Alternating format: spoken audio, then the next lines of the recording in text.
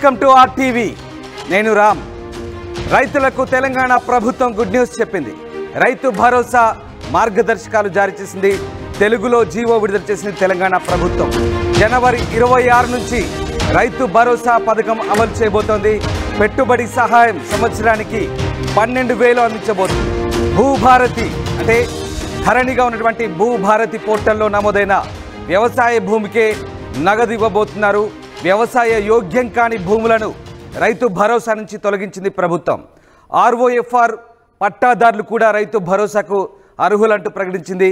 జిల్లా కలెక్టర్లకు పథకం అమలు, ఫిర్యాదుల పరిష్కరణ బాధ్యతలను అప్పగించింది తెలంగాణ ప్రభుత్వం. మొత్తం మీద సంక్రాంతి పండగ వేళ రైతులకు తెలంగాణ ప్రభుత్వం గుడ్ న్యూస్ చెప్పింది. రైతు భరోసా పథకం 2025 మార్గదర్శకాలను రాష్ట్ర ప్రభుత్వం విడుదల చేసింది. రైతులకు సంబంధించిన అంశంలో పూర్తి స్పష్టత ఉండాలన్న ఉద్దేశంతో తెలుగులో ఉత్తర్వులు జారీ చేసింది. ఆ ఉత్తర్వులకు సంబంధించినటువంటి జీవో కాపీని ఒకసారి మన స్క్రీన్పై చూడొచ్చు.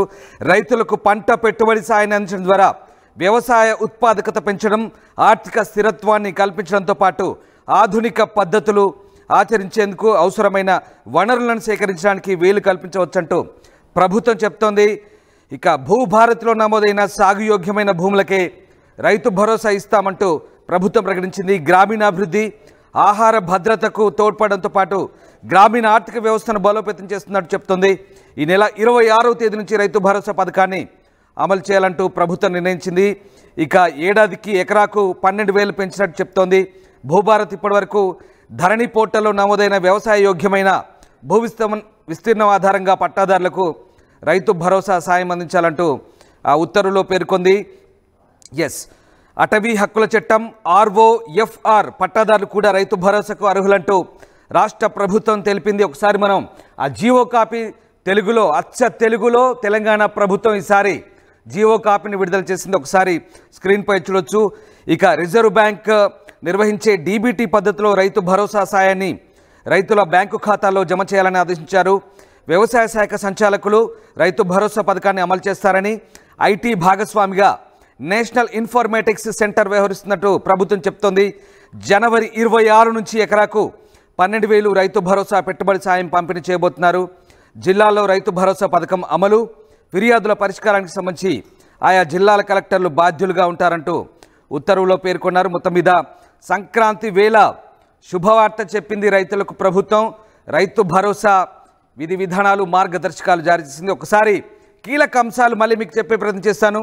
రైతు భరోసా కింద పెట్టుబడి సహాయాన్ని సంవత్సరానికి ఎకరా 12,000కు పెంచారు.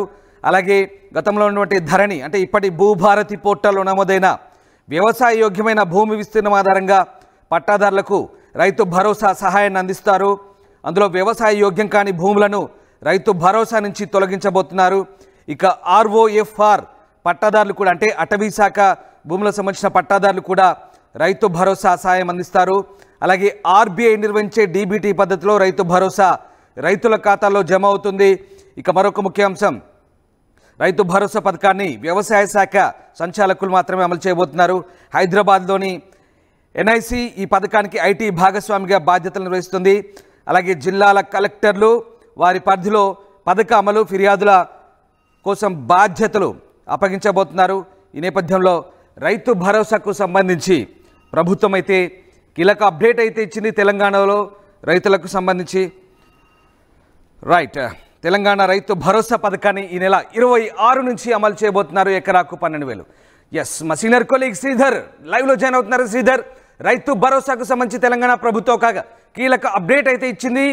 జనవరి 26 నుంచి అమలు చేయబోయే రైతు భరోసా పథకానికి సంబంధించినటువంటి మార్గదర్శకాలు ఏ రకంగా ఉన్నాయి?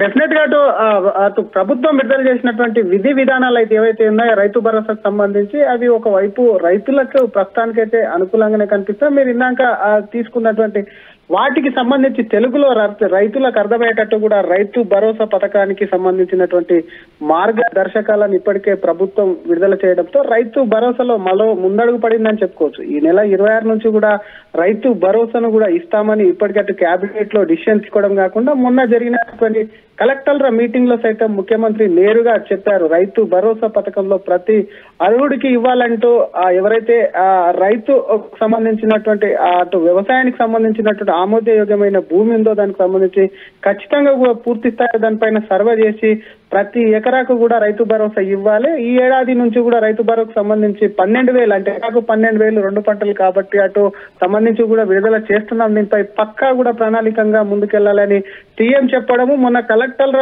మీటింగ్ అనంతరం 2 రోజుల్లోనే విధి విధానాలు రావడంతో రైతు భరోసాపై మరో ముందడుగు పడిందని చెప్పుకోవచ్చు. వీటికి సంబంధించి ఇందాక చూసుకోవచ్చు, గతంలో ఏవైతే రైతులకు సంబంధించి కానీ ఇతర సంబంధించినటువంటి ఏవైనా పథకాలకు సంబంధించిన డబ్బులు ఉన్నాయో వాటికి సంబంధించి మార్గదర్శకాల్లో ఒకసారి ఏదైతే డీబీటీ పద్ధతిలోనే నేరుగా డైరెక్ట్ బెనిఫిషరీ ట్రాన్స్ఫర్ అంటే ఆర్బీఐ యాక్ట్ ఏదైతే ఉందో దానికి సంబంధించి ప్రభుత్వ చెల్లింపులు ఉంటాయి, వాటిలోనే డైరెక్ట్ బెనిఫిషరీ ట్రాన్స్ఫర్ తోనే ఈ డబ్బులు పడతాయని కూడా అందులో చెప్పింది. మరొక పక్క భూభారత్ కి సంబంధించి, ఎందుకంటే గతంలో ఉన్నటువంటి ధరణి పోర్టల్ కు సంబంధించి కొత్త చట్టం భూభారత్ తీసుకొచ్చింది. దానికి ఆమోదే ఇందాక చెప్పుకున్నట్టు అందులో ఉన్నటువంటి పట్టాదారు కానివ్వండి, ఇటువంటి వ్యవసాయానికి అనుకూలంగా అంటే వ్యవసాయం చేసినా చేయకపోయినా బీడు భూములకు కూడా ఇస్తామని ప్రకటించింది. కాబట్టి వాటికి సంబంధించి అటువంటి భూములకు ఇస్తామని చెప్పి ఇందులో క్లియర్ గా పేర్కొన్నటువంటి సిచ్యువేషన్ ఉంది. మరొక పక్క అటు ఫారెస్ట్ ల్యాండ్ కు సంబంధించి ROFR చట్టం ఏదైతే ఉందో వాటికి సంబంధించి మాత్రం వాటికి కూడా రైతు భరోసా వర్తిస్తుందని పేర్కొన్నారు. అటు అడవి సంబంధించినటువంటి చట్టాలపైన పెద్ద ఎత్తున పోడు భూములు కానీ ఇతర సమస్యలు పెద్ద ఎత్తున రాష్ట్రంలోనే కానీ దేశవ్యాప్తంగా పెద్ద ఎత్తున ఉన్నారు. కాబట్టి వాటికి సంబంధించి ROF పట్టాలు ఉన్నటువంటి రైతులకు కూడా అటు రైతు భరోసా ఇవ్వాలని నిర్ణయం తీసుకోవడంతో కాస్త రైతులు ఇటు కాంగ్రెస్ ప్రభుత్వం వచ్చి ఏడాది కాలంగా కూడా రైతు భరోసా పెంచుతారని వెయిట్ చేస్తున్న నేపథ్యం ప్రస్తుతం కూడా ఇది ఒక ముందడుగా అని చెప్పుకోవచ్చు. మరొక పక్క ఇప్పటికీ ప్రతిపక్షాలు పూర్తిగా ఈ గైడ్ లైన్స్ ఏవైతే ఉన్నాయో అటు వెంచర్లకు కానివ్వండి లేఅవుట్లకు కానీ ఇవ్వమని తెలిపింది. దానిపైన కాస్త విమర్శలు వస్తున్నటువంటి సిచ్యువేషన్ కూడా, అసలు ఏ భూములకు ఇస్తారని ఒకవైపు క్లారిటీగా దానికి సంబంధించినటువంటి మార్గదర్శకాలు రిలీజ్ చేయాలి, సర్వే చేయాలి. కాబట్టి ఆ సర్వేలు అంత ఈజీగా కూడా అంత తొందరగా, ఎందుకంటే షార్ట్ టైం ఒకవైపు కూడా చూసాం కేబినెట్ కి సంబంధించి కానివ్వండి, కలెక్టర్ల సమావేశానికి సంబంధించి కానివ్వండి, అమలుకు సంబంధించినటువంటి డేట్ ఎప్పటి నుంచి అయితే అమలు చేస్తామన్నారు వాటికి 15 రోజులే ఉంది. కాబట్టి ఇప్పటికిప్పుడు రెవెన్యూ అధికారులు వెళ్లి వాటికి ఎక్కడ కూడా సర్వే చేసి ఏ విధంగా పరిగణిస్తారన్న దానిపై కూడా ప్రభుత్వం ఆలోచించాలన్న ఒకవైపు ప్రతిపక్షాలు అంటూనే ఉన్నాయి. కాబట్టి దీనికి సంబంధించి మాత్రం అటు రైతు భరోసాపై దీనికి ఒకవైపు ముందడుగు పడుతుంది. మరి ఈ పథకానికి సంబంధించి మాత్రం డీబీటీ పద్ధతులను వేయడం కూడా కాస్త రైతులకు ఉపశమనం కలిగించేటువంటి అంశమే అయినప్పటికీ మరి దీనికి ఫిర్యాదులు కూడా, ఎందుకంటే గతంలో చూసాం రైతు భరోసా కానీ రైతు సంబంధించినటువంటి రైతు బంధు ఇచ్చినప్పుడు చాలా మంది తమకు రావట్లేదని చెప్పి కూడా కంప్లైంట్ ఇచ్చినటువంటి సిచ్యువేషన్ ఉంది. కాబట్టి ఈసారి కూడా ఎవరైనా అటువంటి రైతు భరోసాకు సంబంధించి రాకపోతే మాత్రం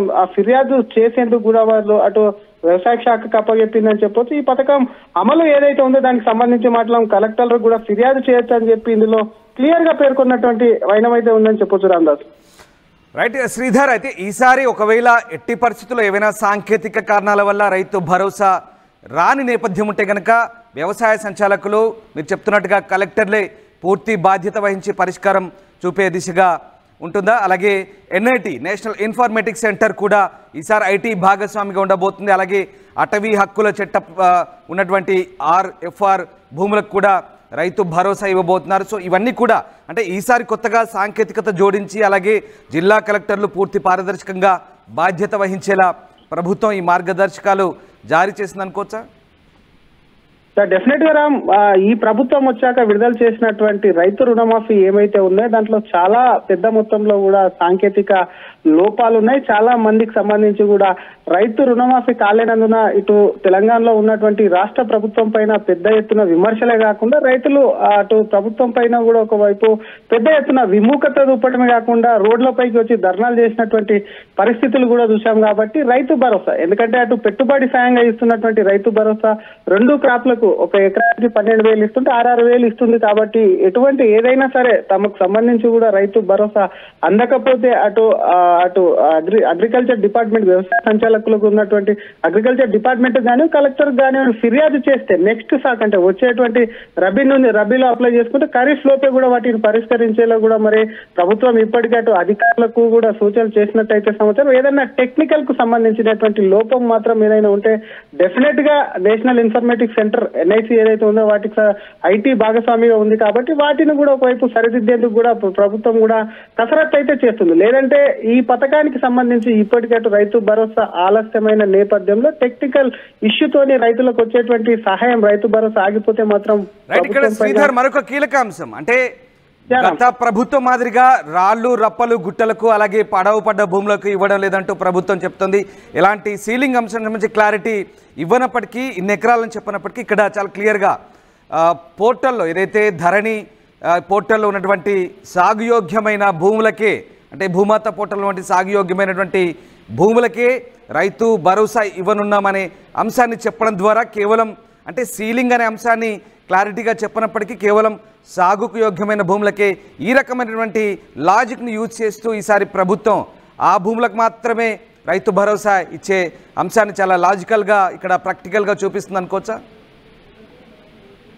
డెఫినెట్ గా గత ప్రభుత్వం ఇచ్చినటువంటి ఆ రైతు బంధు ఏదైతే ఉందో అది ఆ రోడ్లు కానివ్వండి, కొండలకి గుట్టలకి కానివ్వండి, కొన్ని చోట్ల ప్రభుత్వం తీసుకున్నటువంటి రిజర్వ్ అటు ప్రభుత్వం తీసుకున్నటువంటి ఏదైనా సరే అటు తీసుకున్నటువంటి వాటికి కూడా ప్రభుత్వం సేకరించిన భూములకు కూడా ఒకవైపు రైతు బంధు వచ్చిందని పెద్ద ఎత్తున విమర్శలు వచ్చాయి. అటువంటి వాటన్నిటికీ చెక్ పెట్టి ఏదైతే వ్యవసాయానికి అనుకూలమైనటువంటి వ్యవసాయ యోగ్యమైన భూమి ఏదైతే ఉందో వాటికే ఇవ్వాలి. గత ప్రభుత్వాలు అటు కొండలకు గుట్టలకు మీరన్నట్టు అటువంటి భూమికి ఇచ్చిందని చెప్పి ఈ ప్రభుత్వం ప్రస్తుతం ఉన్నటువంటి ప్రభుత్వం అటు ప్రతిపక్షంలో ఉన్నప్పుడు విమర్శలు చేసింది. తాము అధికారంలోకి వస్తే ధరణిని ఎత్తివేసి ఒకవైపు ఆ భూభారతి తీసుకొస్తామన్నారు. దానికి సంబంధించి ఈ పోర్టల్ ను కూడా భూభారతి ధరణి ప్లేస్ లో భూభారతిని కూడా తీసుకొచ్చింది. కాబట్టి అటు వ్యవసాయ యోగ్యం కానీ భూములు అంటే ఒకవైపు కొన్ని స్పెసిఫిక్ గా కొన్ని పాయింట్స్ కూడా మొన్న కలెక్టర్ల సమావేశంలో కూడా సీఎం చర్చించినట్టు సమాచారం. అందులో ఆ లేఅవుట్లు కానివ్వండి, వెంచర్స్ కానివ్వండి, ఒకవైపు ఏదైనా కమర్షియల్ కు సంబంధించినటువంటి భూములు అంటే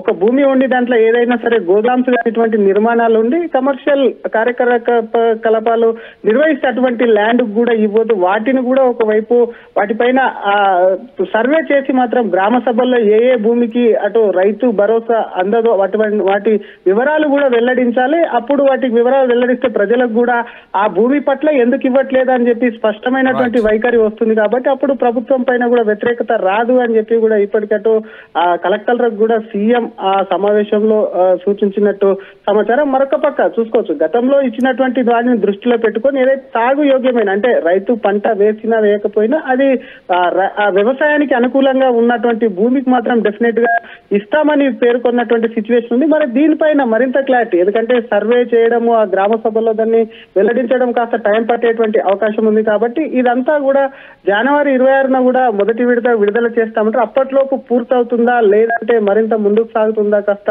సందిగ్ధత ఉందని చెప్పొచ్చు. రైతులకైతే ఇది ఒక బిగ్ అలర్ట్. పండగ పూట తెలంగాణ రైతులకు ప్రభుత్వం గుడ్ న్యూస్ అని చెప్పాలి. Bridging the gap between the textbook and the industry through innovation. KLH deemed to be university.